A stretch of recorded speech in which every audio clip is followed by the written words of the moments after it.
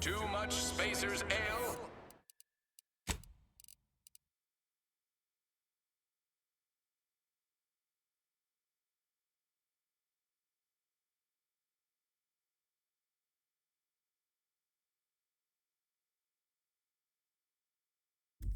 Auntie's Choice Pep Pills. Good for what ails you.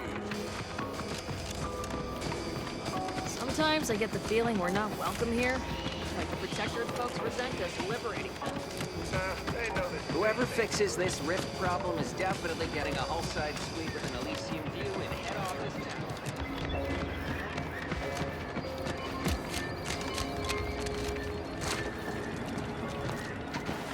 Purple Berry Crunch. Accept no imitations. The game which you know is authentic. Now 110% of your daily chemicals and preservatives.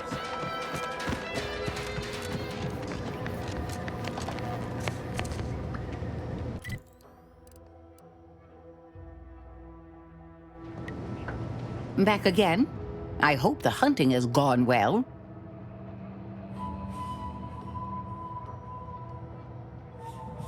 Certainly, if you've procured the right materials. I've been fine-tuning the procedure in the meantime. I do believe it'll be as smooth as Crabble butter. I'm gonna assume Crabble butter's especially smooth, because I'm ready to feel like myself again. The material we harvested from the skeleton crabble could allow me to fire off scalding shell shards. They'd pierce through armor easily, I imagine. We only acquired one grafting part, so I think that'll have to do. Unless you want to help me hunt down the other creature?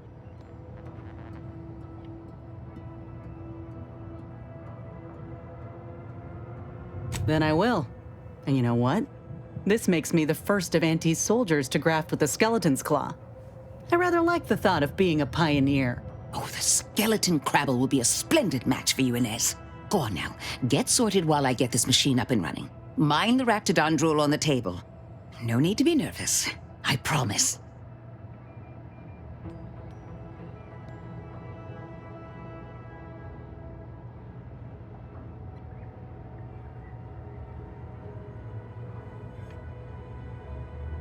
Thank you for the bedside manner, Commander. As you can tell, I've got a nervous temperament and jump at the sight of my own shadow. Enough distractions, please. I need the utmost focus for my work.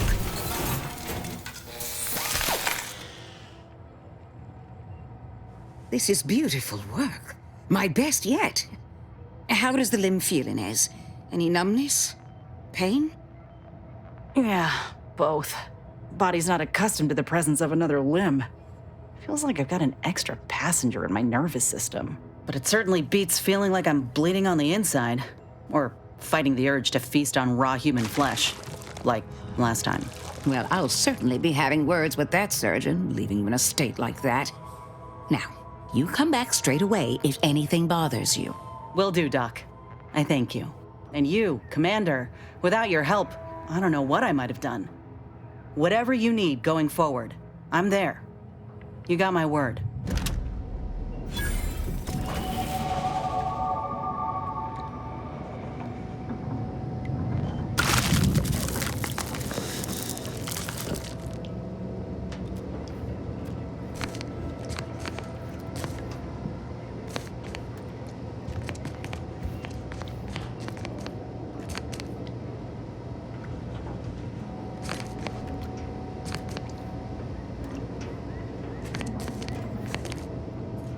I feel strange.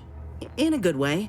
Auntie's documentation doesn't describe the side effects of grafting with a Crabble, but so far, not hearing complaints from me. I'd say this officially puts me back in full fighting form. If you ever thought I might slow you down, you can give those fears a kiss goodnight.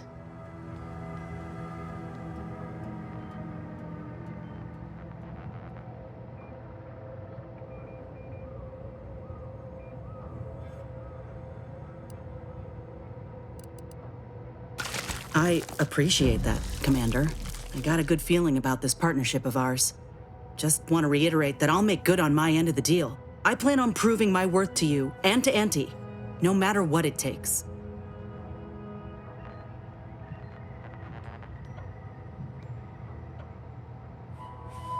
Well, then I guess I ought to open the eyes of those who don't quite see it that way yet. I appreciate you hearing me out. We should move on.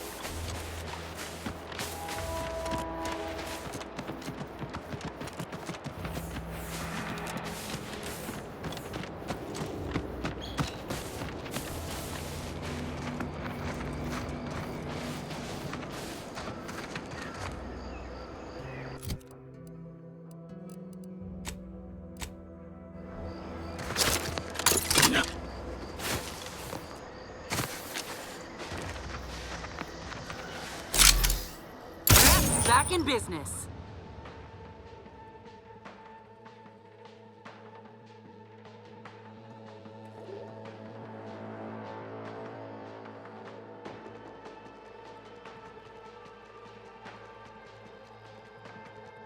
Armed and ready.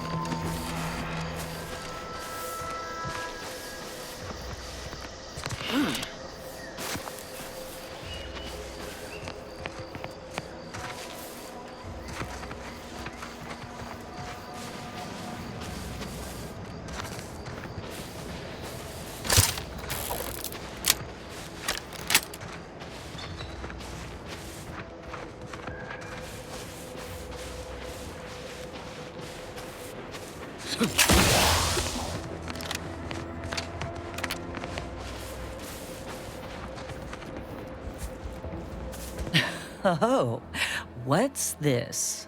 Non-protectorate personnel just sauntering up onto my porch, free as they please. Admit I'm accustomed to a higher standard of precaution. State your purpose, outsider, or exit yon way you came. Ah, I see you've discovered some of my misappropriated materials. Careful labeling proves prudent and useful yet again. Here, for your effort. A full set of Science Adventures Quarterly was stolen from me and sold to various unknown parties across the island. Since you've already proven adept at their repossession, I would put it to you to locate the rest. In exchange, I will provide you with rarities and bits.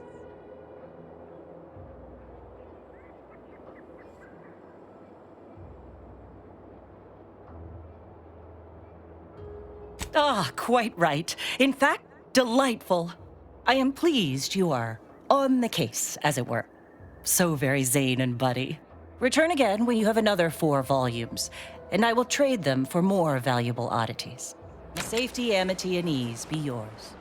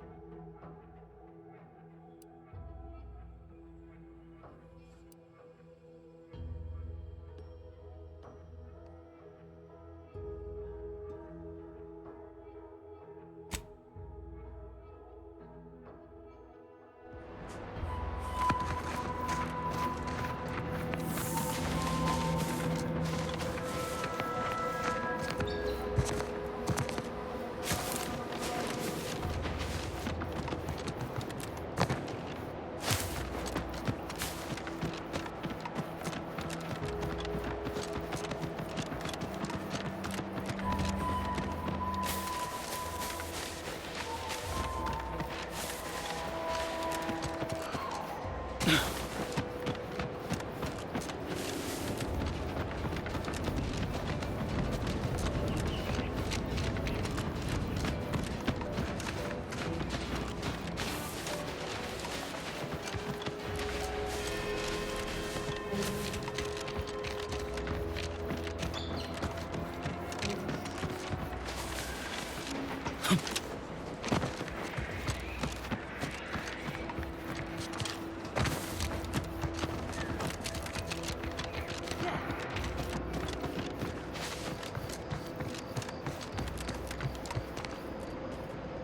alive, Commander.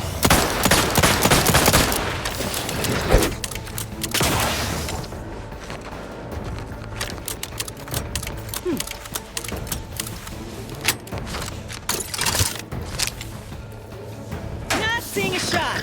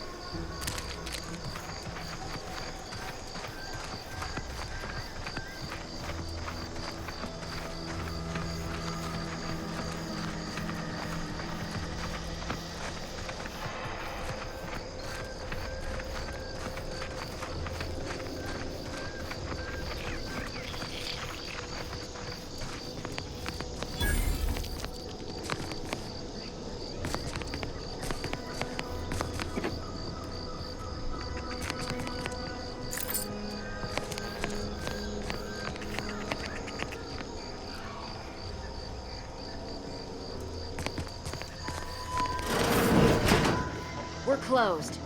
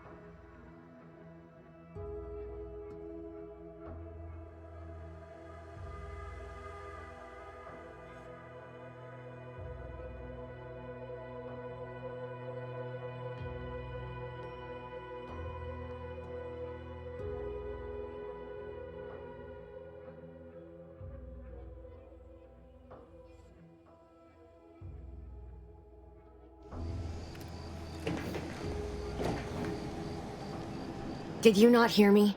This place is closed.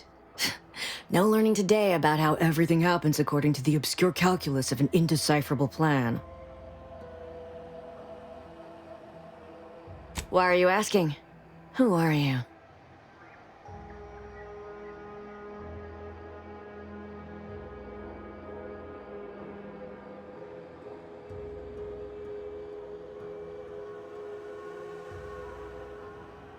By the architect, I had no idea. I wish I could say it was unbelievable. I was afraid she was becoming a danger to herself and to others. But this is horrifying.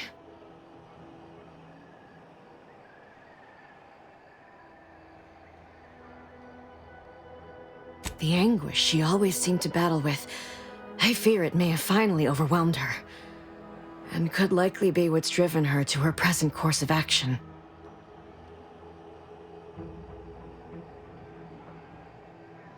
I wish I knew. It's nothing good, I can tell you that. I haven't seen her since before the corporatists invaded the island. I'm afraid she's going to do something terrible, but I just don't know what. Maybe none of this would have happened had I not introduced her to Victor.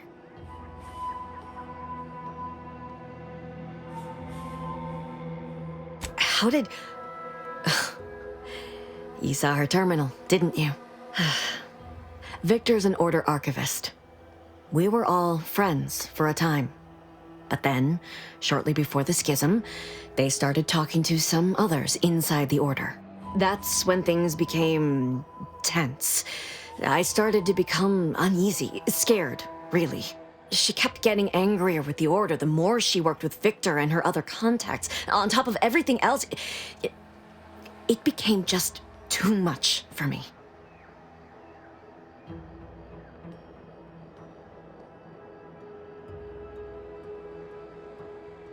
Among other things, for some reason she was obsessed with the cliffhanger ending of Chapter 6. It was the one where capitalist fanatics brought complete destruction upon Arcadia. But you know how it works. It was somehow miraculously saved at the beginning of the next chapter. Didn't matter to DeVries, though. She just kept going over it and over it. Would have talked to a Crabble about it if there was no one else to listen. That and the invasion itself set her mind to dark things. I begged her not to go down that road again. She was so agitated when I first met her. Must have been 7, going on 8 years ago now. She never slept, didn't talk to anyone if she could avoid it. After we became friends, she began to change. Still bothered her from time to time, but I thought it mostly behind her. I couldn't watch her go back to how she'd been. Or worse.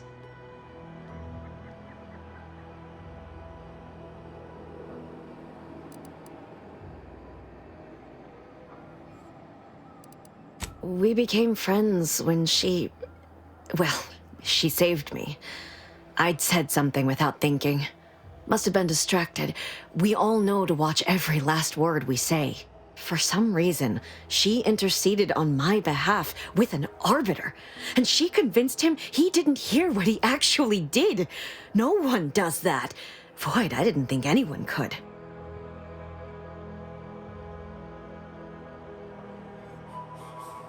We all were, originally, before the schism.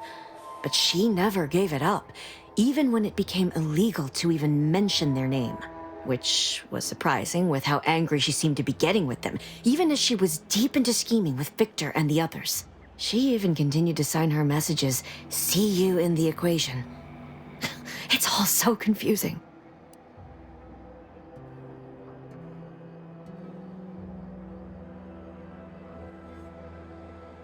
What do you mean?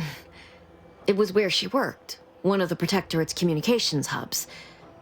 She didn't speak of it much, at least to me. She may have spoken to Victor about it.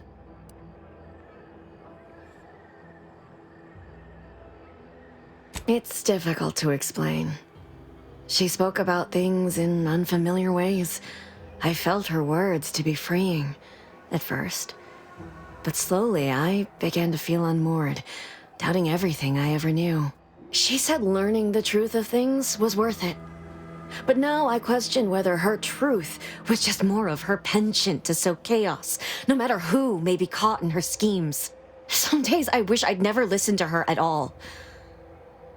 Others, I can't help but miss her. Even with everything.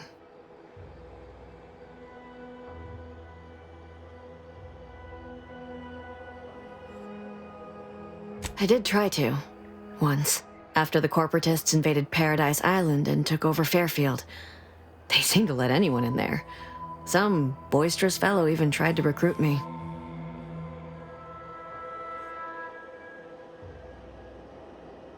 No. Nearest I could surmise, she'd left just prior to the fall of Fairfield. I'm ashamed to admit, I did break into her safe. She used the same code for everything. 15-778. She said it had some meaning from her previous life. I'd hoped she'd left something for me, but the safe was empty.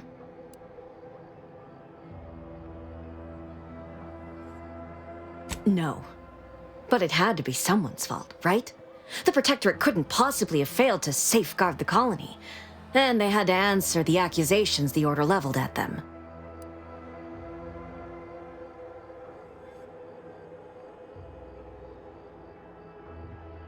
I know I've no right to ask this of you, but when you find her, please remind her of who she used to be. She's unwell, but I know there's still hope for her.